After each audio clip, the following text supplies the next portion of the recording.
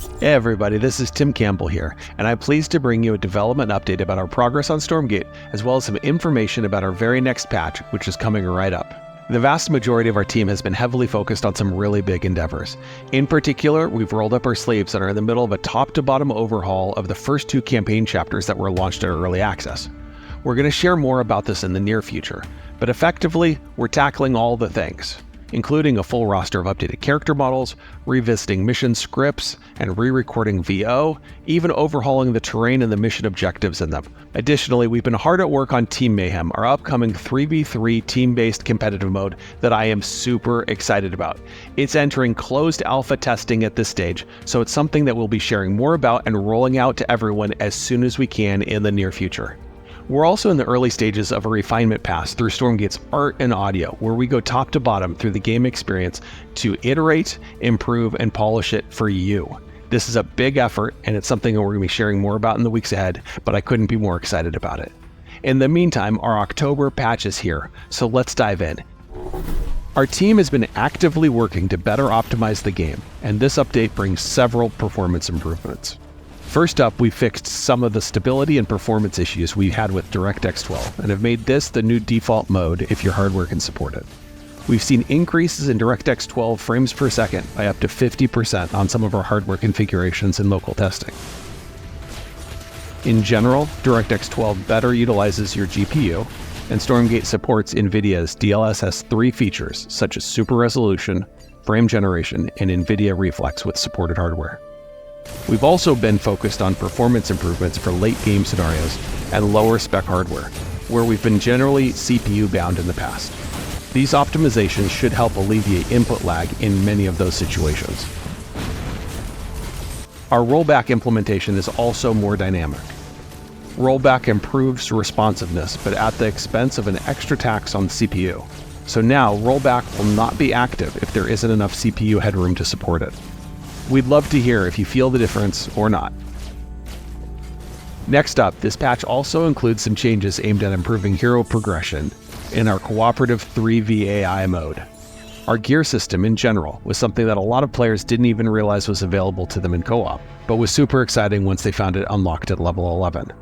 In order to make this more visible, the first 2 gear slots will now unlock at hero levels 6 and 11, and a 6th piece of gear has been added to each hero. Also, when you return to the co-op character select screen after playing a scenario, you will now keep your previously selected hero highlighted so that you can quickly continue playing without misqueuing as the wrong character. This is just the start. There's a lot more on the way for co-op to continue making this mode as fun and approachable as possible. We've also made several improvements to the core systems and gameplay experience. One big quality of life addition is our new range indicator system.